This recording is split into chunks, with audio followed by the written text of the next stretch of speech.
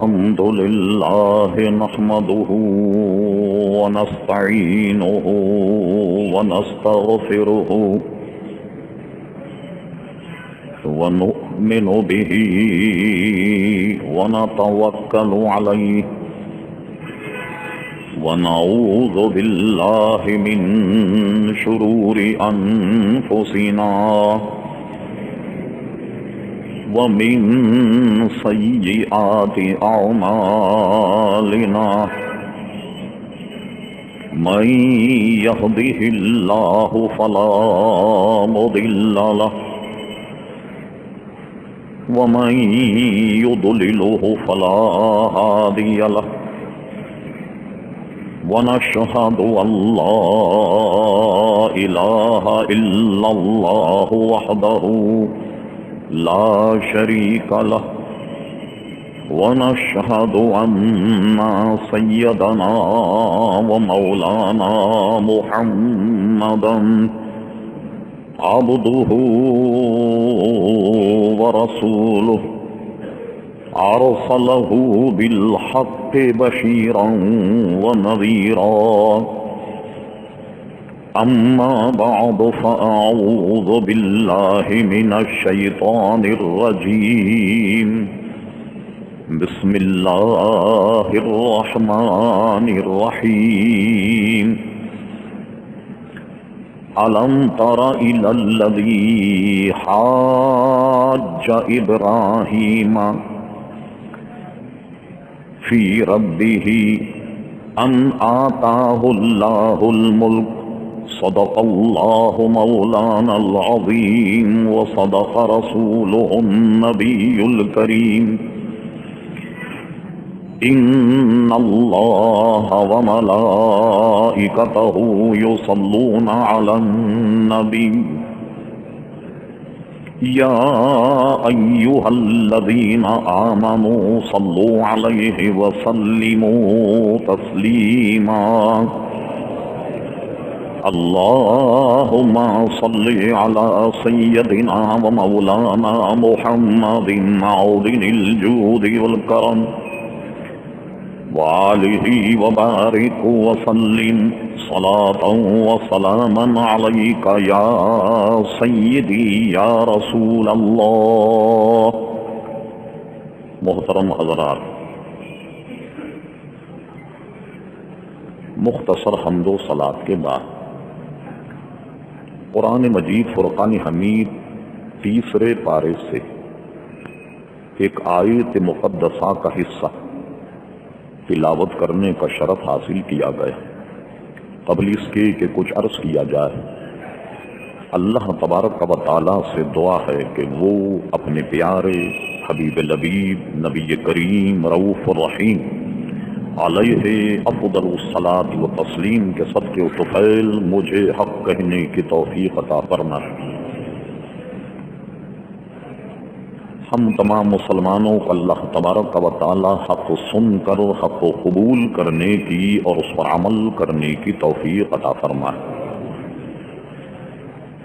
آپ کے علم میں ہے اسلامی کیلنڈر کے مطابق یہ مہینے حج کے کہلاتے ہیں، اور ان حج کے ایام اور ان مہینوں کا بڑا گہرا تعلق حضرت ابراہیم علیہ السلام سے. حضرت ابراہیم علیہ السلام کی شریعت، ان کے صحف، ان کا دین اس معنی پر مشہور اور معروف ہے کہ ہمارے دین کو بھی دین حنیف اس لیے کہا جاتا ہے کہ ہم ابراہیم علیہ السلام کے دین پر ہیں. اور جگہ جگہ مختلف احادیث مقدسہ میں حضور علیہ السلام نے حضرت ابراہیم علیہ السلام کے دین کا ذکر کیا. اور جب صحابہ کرام نے یہ پوچھا کما اضاحی یا رسول اللہ صلی اللہ علیہ وسلم، یہ جو ہم قربانی کرتے ہیں یہ کیا ہے؟ قال سنت ابیکم ابراہیم، یہ ہمارے باپ حضرت ابراہیم علیہ السلام کی سنت. کبھی اپنے باپ اپنا بڑا کہہ کر حضور علیہ السلام نے انہیں مخاطب کیا، اور یہ میں اور آپ سب جانتے ہیں کہ پوری کائنات میں نبی پاک صلی اللہ تعالی علیہ وسلم امام الانبیاء اور سید الانبیاء، تو ان ایام کا تعلق ابراہیم علیہ السلام سے۔ قرآن مجید فرقان حمید کا اگر آپ مطالعہ فرمائیں، ایک بہت بڑا حصہ قرآن مجید فرقان حمید کا قصص پر مشتمل ہے۔ قصص بما اوحینا الیک کا بھی فرمایا کہ ہم یہ پرانے قصے اے نبی صلی اللہ علیہ وسلم تمہاری طرف وہی فرما رہے ہیں۔ تو ایک بہت بڑا تعلق انبیاء کرام اور مختلف قصص میں گویا قرآن مجید فرقان حمید کا ایک بہت بڑا حصہ مشتمل۔ اس کی ایک وجہ تو یہ ہے کہ ان قصوں میں ہمارے لیے، امت کے لیے بے شمار نشانیاں، بے شمار رہنما اصول پائے جاتے ہیں۔ اس لیے آج ہم قرآن مجید فرقان حمید کے ایک قصے کا ذکر کریں گے چند تمہیدی کلمات کے بعد، اور وہ قصہ آیت مقدسہ کے تلاوتی سے پتہ لگ گیا کہ حضرت ابراہیم علیہ السلام اور نمرود کے درمیان ایک واقعہ رونما ہوا۔ الم تر الی الذی حاج ابراہیم فی ربہ، اے میرے محبوب کیا تم نے نہیں دیکھا اس شخص کو کہ جو ابراہیم علیہ السلام سے ان کے رب کے بارے میں جھگڑ رہا؟ ان آتاہ اللہ الملک، حالانکہ ہم نے اسے بڑی حکومت، بڑی وسیع اور عریض اس کو ہم نے حکومت عطا فرمائی۔ اس سے وہ ابراہیم علیہ السلام سے وہ ان کے رب کے بارے میں جھگڑ رہا، بجائے اس کے کہ وہ شکر گزار ہوتا کہ ہم نے اسے اتنی بڑی حکومت دی، مگر وہ ابراہیم علیہ السلام سے ان کے رب کے بارے میں جھگڑ رہا۔ اس کو ہم عنوان اور مضمون یوں بناتے ہیں تاکہ بعض ذہنی طور پر آپ کے ذہن میں دل اور دماغ مرتب ہوتی رہے، اور یہ بھی پتہ لگ جائے کہ آج کہنے کا مقصد کیا ہے، ہمارے لیے کیا رہنمائی۔ یہ ذہن میں رکھیے، دنیاوی معاملات ہوں یا دینی، اللہ تبارک و تعالی جب کسی کو منصب دیتا ہے تو منصب دینے سے پہلے اس سے کچھ امتحان لیتا ہے۔ یہ ایک قدرتی، یہ عادت الہی۔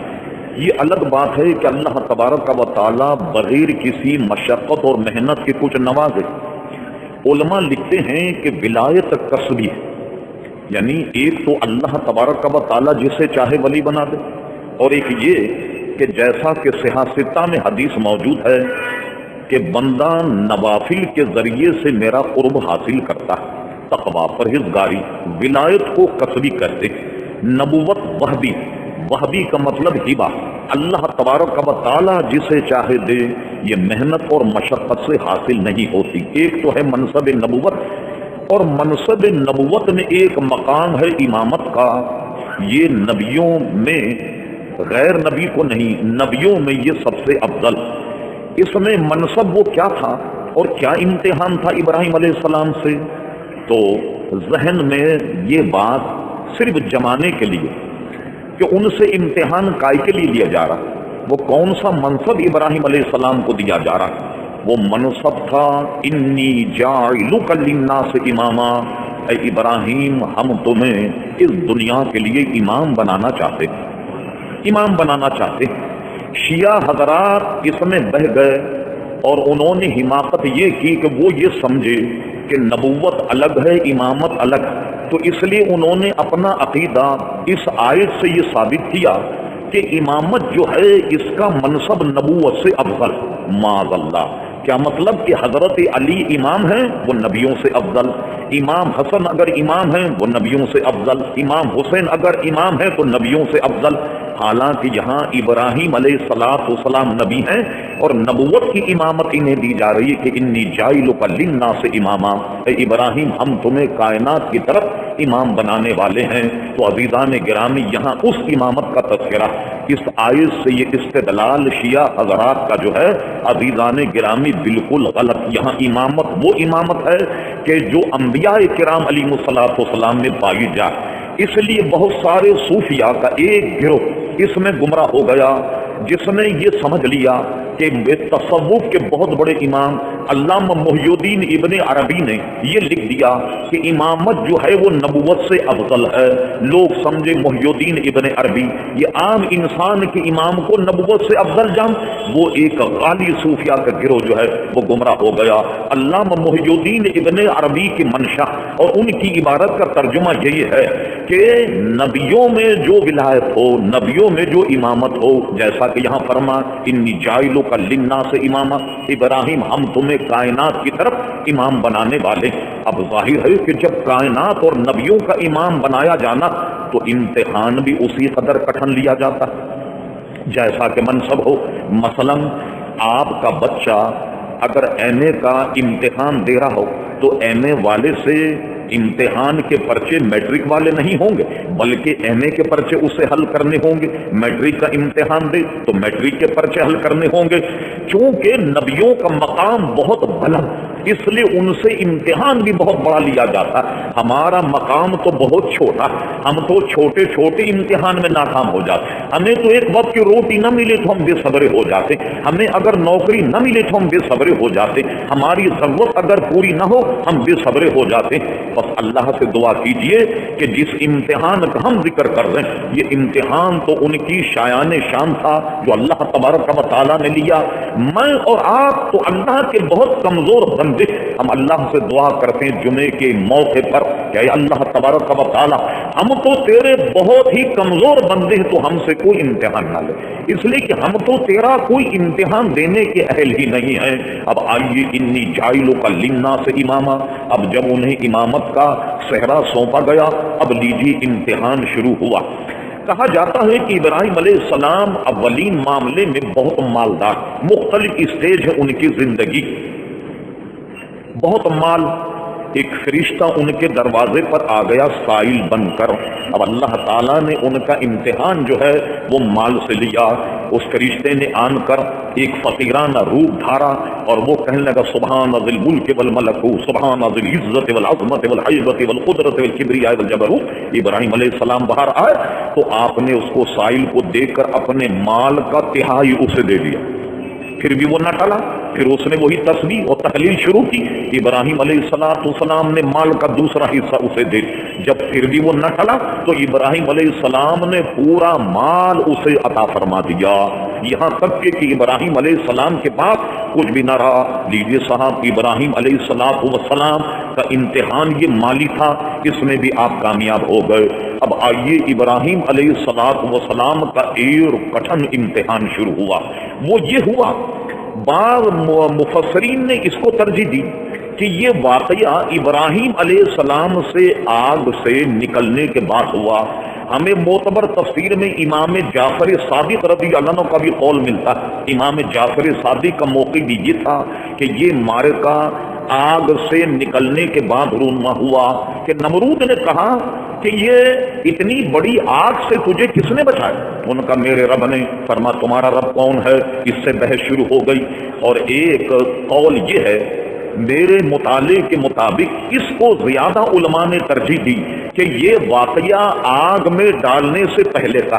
جب نمرود لاجواب ہو گیا تب اس نے کہا ابراہیم علیہ السلام کو آگ میں ڈالو. اس کی ابتدا بعض معتبر مفسرین کے نزدیک یہ ہے جن کے مندرجات نہایت ہی اختصار کے ساتھ ہم پیش کرتے ہیں وقت کی کمی کی وجہ سے. حضرت ابراہیم علیہ السلام جس معاشرے میں وہ معاشرہ بت تراج، بت خراج، بت کا پجاری. آذر جس کے گھر میں آپ پلے، یہ ذہن میں رہے کہ اہل سنت و جماعت کا اس معاملے میں مشرب اور مسلک یہ ہے کہ آذر ابراہیم علیہ السلام کا چچا ہے، ابراہیم علیہ السلام کا والد نہیں ہے.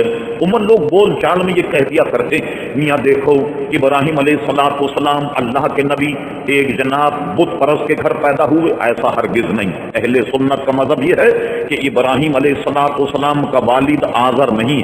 اب یہ کبھی دادا کو بھی کہتے، کبھی باپ کو بھی کہتے، کبھی تایا اور چچا کو بھی کہہ دیا جاتا. خود ہمارے اردو معاشرے میں مجھے بتائیے کیا ہم اپنے تایا کو بڑے ابا نہیں کہتے، تایا کو بھی ابا کہہ دیتے. ابا کا ہم منزل ہم قافیہ ہم ردیف ہوتا ہے چچا, کبھی اس کو بھی ابا کہہ دے. اسی طرح عربی میں لفظ اب جو ہے یہ چچا پر بھی استعمال ہوتا, تایا پر بھی, باپ پر بھی, دادا پر, سب پر اس کا استعمال ہوتا. اس معنی کر انہیں اب کہا گیا کہ وہ ابراہیم علیہ السلام کے چچا آزر, ابراہیم علیہ السلام کے والد نہیں. سب سے معتبر تفسیر جو تفسیر کی دنیا میں حضرت عبداللہ ابن عباس رضی اللہ عنہ کا قول موجود ہے, اہل سنت کے معاملے پر دلیل کے طور پر یاد رکھ. کبھی عمر نے وفات کی تو ہم صرف اسی مسئلے پر اس عنوان پر گفتگو کریں کہ حضور علیہ السلام کے آبا و اجداد کیا, ابراہیم علیہ السلام کے آبا و اجداد کا کیا مسئلہ. صرف عقیدے کے طور پر اتنا ذہن میں رکھیے کہ ابراہیم علیہ السلام کے والد ماجد کا نام بقول حضرت عبداللہ ابن عباس تاریخ ہے. تاریخ بن ناخور, یعنی ابراہیم علیہ السلام کے دادا کا نام ناخور اور ابراہیم علیہ السلام کے والد ماجد کا نام ہے تاریخ. ہمارے یہاں تاریخ استعمال ہوتا ہے, یہ خاں والا تاریخ ہے, یہ آپ کے والد ماجد, اور یہ بھی مسلم, اور اس کو ہم بین طریقے سے ثابت کر سکتے ہیں کہ حضور حضرت ابراہیم علیہ السلام کے والدین ماجدین پکے مومن ہیں. مقدمہ پڑھیے اعلیٰ حضرت امام اہل سنت فاضل بریلوی رحمۃ اللہ علیہ شمول الاسلام. فاضل بریلوی اس مقدمے میں وہ حدیث نقل کی جو ہم اس کا صرف تلخیص بیان کرتے. نبی کریم علیہ السلام نے ارشاد فرمایا, لوگوں آگاہ ہو جاؤ کہ میں گویا آدم علیہ السلام سے لے کر حضرت عبداللہ, حضرت آمنہ, جن کے پشتوں سے, جن ارحام سے منتقل ہوتا چلا آیا, میں طیب اور طاہر ارحام سے ہوتا ہوا آیا ہوں, طیب اور طاہر پشتوں سے ہوتا ہوا آیا ہوں. اور قرآن مجید فرقان حمید کی نص ہے کہ مشرک نجس ہوتا ہے, وہ طیب اور طاہر نہیں ہوتا. لیجیے مختصر ایک اور دلیل آپ کے ذہن میں رہے تاکہ بات ٹھکانے لگتی رہے اور گفتگو بھی جاری رہے. کسی کافر کے لیے مرحوم مغفور کا لفظ استعمال کرنا حرام, اور اس لیے استعمال کیا کہ اس کی مغفرت ہو جائے, کفر ہے, دائرے اسلام سے خارج ہو جائے گا. کسی کافر بے ایمان کو لفظ مرحوم, عوام یہ سمجھتے ہیں کہ مرحوم کا معنی یہ ہے کہ مرا ہوا, نہیں, مرحوم کے معنی ہے اللہ اس کی مغفرت کرے, مغفور کے معنی ہے اللہ تعالیٰ اس کی مغفرت وہ یا اس پر رحم کرے. کسی کافر کے لیے لفظ مرحوم اور لفظ مغفور استعمال نہیں ہوگا. کسی کافر کے رحمت اللہ تعالی یہ بھی استعمال نہ ہوگا. اس میں آپ جانتے ہیں کہ اردو ادب میں کوئی کافر بے ایمان مر جائے, اس کا جب تذکرہ کرتے ہیں اور یہ جاننا ہو کہ یہ مر گیا, آج موجود نہیں, اس کے لیے ایک لفظ استعمال ہوتا ہے اردو ادب میں, آ جہانی. کیا مطلب؟ ای جہانی نہیں, اس جہاں کا, آ جہانی, اس جہاں میں چلا گیا. کسی کافر کے لیے عموماً اخبار میں پڑھتے ہوں گے آ جہانی فلاں صاحب, اس کو مرحوم مغفور نہیں کہا جا سکتا. ایک بات تو یہ, کسی کافر کو مرحوم مغفور یا اس کے لیے دعائیں مغفرت یہ حرام اس عقیدے سے ہو کہ اس کی نجات ہو جائے تو آدمی دائرے اسلام سے خارج ہو جائے گا. یہ بات ذہن میں پختہ کیجیے. دوسری یہ بات جس پر پورے امت کا اجماع, اور وہ بات یہ ہے کہ انبیاء کرام علیہ الصلوۃ والسلام سے نہ کبیرہ گناہ سرزد ہوتے ہیں نہ صغیرہ, نہ اعلان نبوت سے پہلے نہ اعلان نبوت کے بعد ان سے گناہ سرزد نہیں ہوتے. ما واللہ چے جائے کہ ان سے کوئی کفر سرزد ہو, ہرگز نہیں. اب آئیے دلیل کی طرف. ما واللہ ثم ما واللہ, اگر ابراہیم علیہ السلام کے والدین ماجدین کو یہ کہا جائے جیسے عام عموماً زبان میں یا دوسرے مسلک اور مذہب والے استعمال کرتے, وہ اس کا جواب کیا دیں گے؟ ابراہیم علیہ السلام اللہ تبارک و تعالیٰ کی بارگاہ میں ملتجی یہ دعا کرتے, ان کی دعا قرآن مجید نے نقل کی, ربی جعلنی مقیم الصلاۃ ومن ذریتی ربنا وتقبل دعاء ربنا اغفر لی ولی والدی, اے اللہ میرے والدین کی مغفرت فرما. پتہ لگ گیا کہ ان کے والدین مومن تھے, کافر نہیں تھے. اب جب یہ مان لیا گیا ربی اغفر لی ولی والدی, اے اللہ میرے والدین کی مغفرت فرما, حضور کا ارشاد بھی سچ ہو گیا کہ میں طیب ارحام اور طیب پشتوں سے منتقل ہوتا چلے آیا. اس لیے اہل سنت کا اس معاملے میں عقیدہ یہ ہے کہ حضور کے والدین ماجدین یہ بھی مومن تھے, یہ کافر نہیں تھے. بس یہ مختصر عقیدہ رکھیے ذہن میں. آزر ابراہیم علیہ السلام کا چچا. عزیزان گرامی, اس کی ابتدا اس مناظرے کی یہ ہوئی کہ سال میں ان کا ایک میلہ ہوتا, یہ ساری قوم بم بادشاہ اس میلے میں جاتی. ابراہیم علیہ السلام ابھی صغیر سن, یہ جب جانے لگے آزر نے وہ ان سے کسی نے کہا آپ بھی چلیے ہمارے ساتھ، فرما انی سقیم، میں بیمار ہوں۔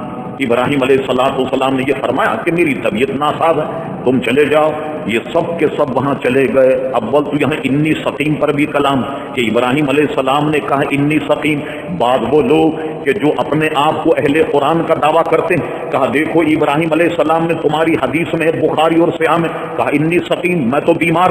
یہ تو جھوٹ بولا ابراہیم علیہ السلام، وہ تو بیمار نہ تھے۔ اس لیے ہم کہتے ہیں حدیث کو نہ مانا جا۔ ان احمقوں سے پوچھو، اگر ابراہیم علیہ السلام پر میں انی سقیم تو تم پہلے ان کا صحت مند ہونا کسی دلیل سے ثابت کرو، کسی دلیل سے یہ ثابت کرو کہ یہ صحت مند تھے، تب تو کہو گے انہوں نے غلط کہا۔ اس لیے ان کا الزام بھی بالکل غلط ہے۔ فرمایا کہ میں بیمار ہوں، جاؤ تم اپنے ٹھیلا میلا کرنے کے لیے۔ یہ چلے گئے۔ ان کا ایک بت قدا تھا بڑا وسیع اور عریض۔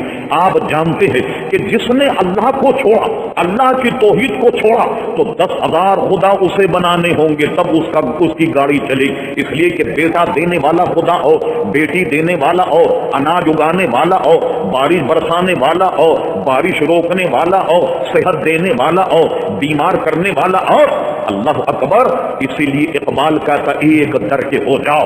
اس نے اس کا ترجمہ یوں کیا، واقعی کمال کر دیا۔ یہ ایک سجدہ جسے تو گرا سمجھتا ہے، ارے 1000 سجدوں سے دیتا ہے آدمی کو نجات۔ ایک اللہ کے دربار میں جھک جاؤ تو 10,000 درباروں میں تمہیں جھکنے کی نوبت ہی نہیں پڑے گی۔ چنانچہ ابراہیم علیہ السلام نے ہتھوڑا سنبھالا، دیکھا کہ کوئی نہیں، سارا کا سارا شہر خالی۔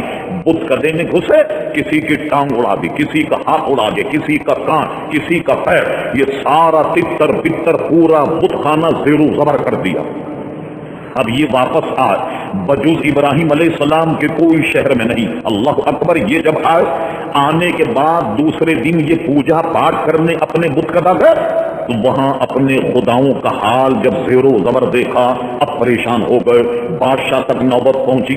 بادشاہ نے ابراہیم علیہ السلام کو بلا لیا، کہا گیا کہ یہی لڑکا ہے، یہی شخص ہے جو ان کے بارے میں کچھ کہا کرتا تھا۔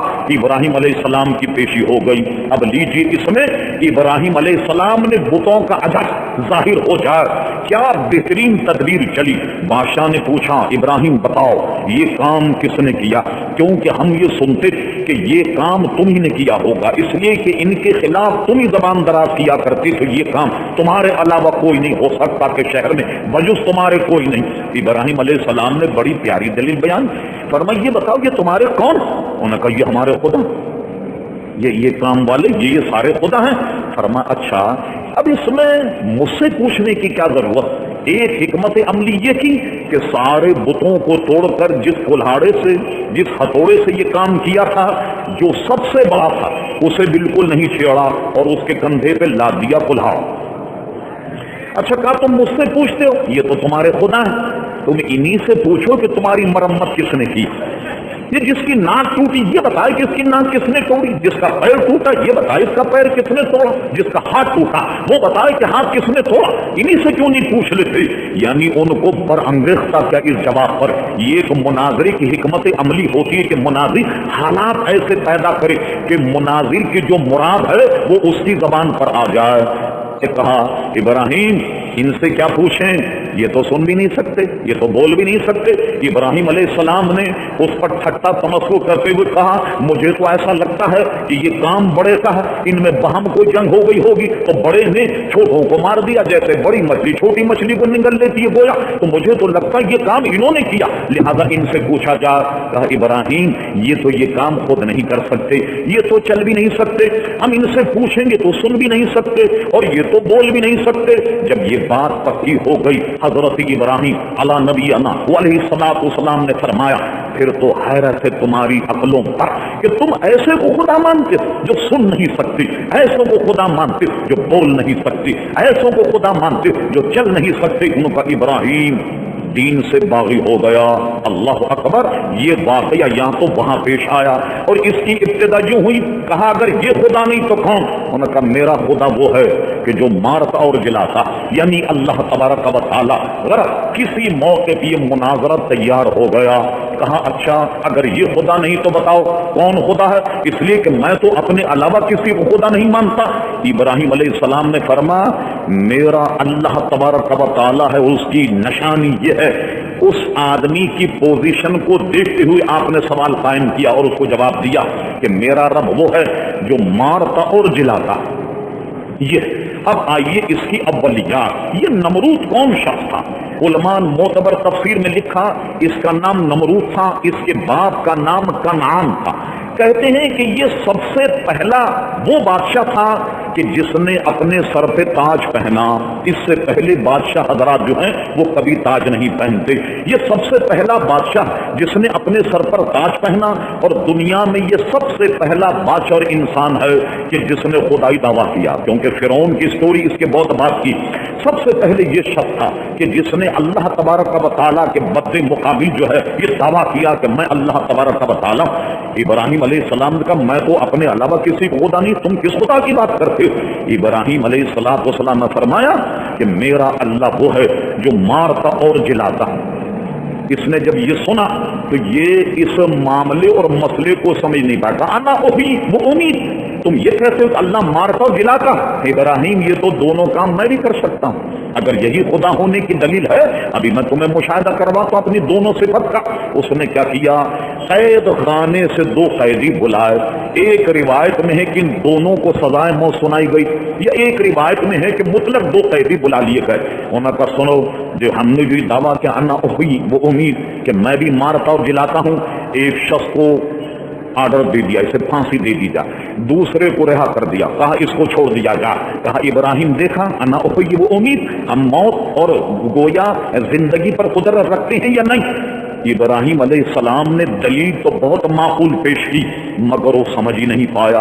वो बेवकूफ ये समझा कि किसी को जिंदा छोड़ देना वो इतना खुदा बनने के लिए बहुत काफी, और किसी को मौत दे देना ये खुदा बनने के लिए काफी। मुझे बताइए क्या अल्लाह तबारक व तआला मौत देता, हम किसी आदमी को कत्ल कर दें तो क्या आधे खुदा बन जाएं? कि भाई अल्लाह तबारक व तआला जो है वो आदमी को वो दलील इतनी मजबूत समझ ही नहीं पाया। आइए इस पर कि ये हयात और ममात है क्या, इसका फलसफा यूं है कि अल्लाह तबारक व तआला इंसान के बदन में जो हयात पाई जाती है, इसके हयात का सबब रूह है, हयात की खालिक नहीं। क्या मतलब हुआ? इसमें जो जिंदगी पाई जाती है ये रूह के सबब से पाई जाती है, रूह इसकी खालिक नहीं है। फलसफा क्या हुआ?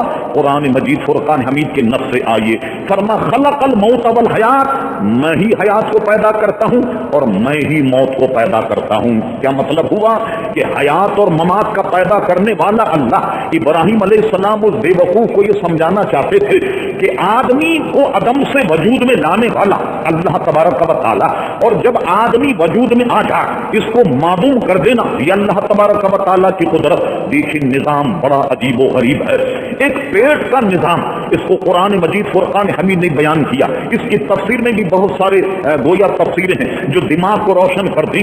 एक कतरा माँ के रहम में आन करके गिरता और इसके बाद में अब ये मुख्तलिफ तरीके से ये पनपता, ये डेवलप होता चला जाता। तकरीबन 3 महीने 10 दिन हो जाएं, यानी 100 दिन के बाद, 100 दिन से पहले एक कतरा एक पनपने के बाद एक गोश्त का लोथड़ा बन जाता है, और 100 दिन जब गुजर जाएं, 100 दिन गुजरने के बाद अब इसमें क्या होता? रब्बे करीम की जानिब से एक फरिश्ता इस पर मुतय्यन एक वक्त मुनासिब पर कि माँ के पेट में जब बच्चा इस कदर इर्तिका की मंजिल पर पहुंच जाए, वो फरिश्ता आनकर माँ के पेट में उसमें रूह फूंकता।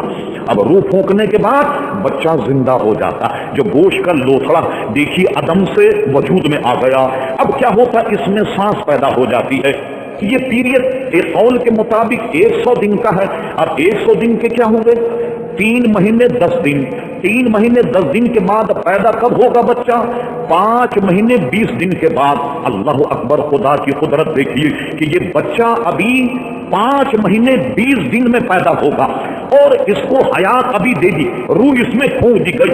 अब ये बच्चा बिल्कुल जिंदा हो जाता। आप देखिए खवातीन, अब माँ बहन बेटियां हमारे घर में मौजूद हैं, कोई औरत हमल से हो तो अल्ट्रासाउंड वाले ये बताते हैं कि बच्चा हरकत कर रहा है या नहीं। बच्चा अगर जिंदा ना हो तो हरकत कैसे? कहा बच्चे की हरकत जो यूं, बच्चा इस वक्त की पोजीशन में, ये सारा अल्ट्रासाउंड आजकल आपको बता देता। एक बार ये सहन में रहे, निजाम देखिए क्या। आपने देखा कि बाद बच्चे 7 महीने में पैदा हो जाते हैं, اور اطباء کا مشاہدہ یہ ہے 7 مہینے میں بچہ اگر پیدا ہو جائے وہ بھی بچ جاتا، حالانکہ ابھی تو اس کے پیدا ہونے میں 2 مہینے باقی، لیکن 7 مہینے کا بچہ جیتا ہے۔ یہ بتائیے آپ، یہ ابھی جو ماں کے پیٹ میں رہنے کا 2 مہینے کا اس کا پیریڈ باقی، 7 مہینے میں بچہ دنیا میں آ جائے، دنیا میں آنے کے بعد ابھی ماں کے پیٹ میں رہنے کی عمر ابھی 2 مہینے باقی، اگر اس بچے کا 5 منٹ کے لیے آپ سانس روک لیں بچہ زندہ رہے گا؟ نہیں رہتا۔ ارے ابھی تو اس کے بغیر سانس کے زندہ رہنے کا 2 مہینے کا پیریڈ ابھی باقی تھا۔ یہ نظام قدرت ہے کہ ماں کے رحم میں سانس نہیں جاتی، نہ اسے غذا جاتی، لیکن بچہ زندہ رہتا ہے۔ اللہ اکبر۔ پھر زندہ رہنے کے بعد ہمارے فقہا ایک جزیہ لیجیے فقہ کا، وہ یہ ہے، مثال کے طور پر دونوں میاں بیوی رہتے تھے، فقہا بڑی عظمت اور گویا اس کی بیوی کی عزت ایک مسلمان کی ناموس پر کلام کرتے ہوئے لکھتے کہ اطباء کے یہاں بچہ 9 مہینے میں پیدا ہو جاتا ہے، کبھی 8 دن اوپر بھی ہو جاتا، کبھی 10 دن اوپر بھی ہو جاتے۔ ہمارے فقہا اس کو یہ لکھتے دونوں میاں بیوی ایک جگہ رہتے، ایک جگہ رہنے کے بعد شوہر چند دن اپنے بیوی کے پاس رہنے کے بعد کہیں امریکہ چلا گیا، کہیں بیرون ملک چلا گیا، شوہر کے جانے کے بعد اس کے حمل کی مدت سے 18 مہینے بھی اگر گزر جائیں، 18 مہینے بھی حمل کو گزر جائیں تو بھی بچہ اسی باپ کا کہلائے گا، اس پہ زنا کی تہمت نہیں لگے گی، اس لیے کہ 18 مہینے تک بچہ اپنی ماں کے پیٹ میں ہوتا۔ اللہ اللہ، ابراہیم علیہ السلام نے فرمایا رب تو وہ ہے جو جلاتا، اس کے جلانے کا قدرت کا انداز دیکھیے کہ ماں کے پیٹ میں نہ روزی ہے، نہ رزق ہے، نہ سانس ہے، مگر بچہ 18 مہینے تک ماں کے پیٹ میں جی سکتا ہے۔ دیکھیے عدم سے وجود میں آ گیا، وجود میں آنے کے بعد اب جب یہ مر گیا تو مرنے کے بعد کیا ہوا؟ فرما گیا منہا خلقناکم، اس مٹی سے ہم نے تمہیں پیدا کیا اور اسی مٹی میں تمہیں گویا دوبارہ لوٹائیں گے، وفیہا نخرجکم تارۃ اخری، اور اسی مٹی سے تمہیں ہم اٹھائیں گے۔ تم شک کرتے ہو؟ جا کر گھر سورہ یاسین کا ذرا آخر رکوع پڑھیے، کوئی حاشیہ پڑھ لیجیے آپ، ایسا نظام رب کریم نے بیان فرمایا۔ اے دیکھنے والے تم نہیں دیکھ یہ درخت ہرے، ان ہرے درختوں سے آگ کون پیدا کرتا؟ ہم ہی تو پیدا کرتے۔ یہ درخت ابھی بالکل سب شاداب ہے، سوکھنے کے بعد اسی میں سے آگ پیدا ہوتی۔ میرے حبیب لوگ تم سے یہ کہتے ہیں کہ ہم مٹی ہونے کے بعد اٹھائے جائیں، میرے حبیب فرما دو کہ تم اس میں تعجب کرتے ہو کہ تم مرنے کے بعد قیامت جی اٹھائے جاؤ گے؟ تم ان سے سوال کرو کہ اول مرہ تمہیں پہلے کس نے پیدا کیا؟ تمہیں پہلے کس نے پیدا کیا؟ جس نے تمہیں پہلے پیدا کیا وہ تمہارے نابود ہونے کے بعد، مٹی میں ملنے کے بعد میں بھی تمہیں پیدا کر سکتا ہے یا نہیں؟ نظام بہت ہی واضح ہے۔ آپ دیکھیے کہ باجرے کا دانہ آپ بو دیں، اگر پیٹ کا اور ماں کا نظام آپ دیکھنا چاہیں، ایک درخت کے حساب سے بھی آپ نظام لگائیے، آپ باجرے کا بین بوئیے، جب درخت نکلے گا باجرہ ہی اگے گا، کیلے کا درخت لگائیے، جب نکلے گا کیلا ہی نکلے گا، موسمبی کا درخت لگائیے موسمبی نکلی، کوئی اور نہیں نکلے گا۔ اللہ تعالیٰ نے دنیا اور اس زمین کو قانون کا ایسا پابند کر دیا، کبھی انار کے درخت میں جناب کوئی کیلا نہیں لگے گا، کیلے کے درخت میں انار نہیں لگے گا۔ تم دیکھتے نہیں کہ یہ دانہ زمین میں فنا ہونے کے بعد ایک درخت اٹھتا، پھر درخت ہونے کے بعد پھر ایک دانہ مارد وجود میں آ جاتا ہے۔ ابراہیم علیہ السلام فرما میرا رب وہ ہے جو جلاتا اور مارتا ہے۔ وہ بے وقوف یہ سمجھا کہ یہ کام اتنا آسان ہے کہ ایک کو زندہ چھوڑ دو تو گویا آدھا خدا بن گیا، ایک کو مار دو تو پورا خدا بن گیا۔ کہا ابراہیم یہ دونوں قوتیں تو ہم میں موجود ہیں۔ بعض منطقی فلسفیوں نے کہا کہ ابراہیم اپنے دلیل میں شکست کھا گئے، اس لیے دوسری دلیل پیش کی۔ نہیں، یہ پہلی دلیل کا مقدمہ تھا۔ انہوں نے کہا اچھا تو مارنے اور جلانے پر تیری قدرت ہے، اب میں تو سے پوچھتا ہوں پھر تو خدا ہوا؟ اب سن، اگر تو خدائی دعوے دار ہے، یہ تو مقدمہ تھا، اصل مسئلہ سن، جب تو خدائی دعوے دار کہ آدمی پر عالم پر تیرا اتنا تصرف ہے، اب سن میرا رب وہ ہے جو مشرق سے سورج نکالتا مغرب میں غروب کرتا۔ اگر تیرا دعویٰ پوری کائنات پر اور تصرف ہے، تو کہتا میں خدا ہوں، تو ایسا کر صرف ایک ہی کام کر دے، وہ کام یہ ہے اب تو سورج کو حکم دے کہ مغرب سے نکلے اور مشرق میں غروب ہو کے بتائے، کیونکہ بھرے مجمع میں یہ بات کہہ دینا تو بہت آسان تھی کہ ایک کو ہم نے زندگی دے دی، ایک کو موت۔ اب بتا اگر تو خدائی دعوے دار اور چاند اور سورج پر تیرا تصرف ہے، جو ایک ضابطے کے مطابق چل رہے ہیں. اللہ اکبر. کبھی ایسا نہیں ہوتا کہ چاند اور سورج کی گردش میں کوئی فرق آ جائے. ایک نظام ہے طے شدہ جس کے مطابق چل رہا ہے.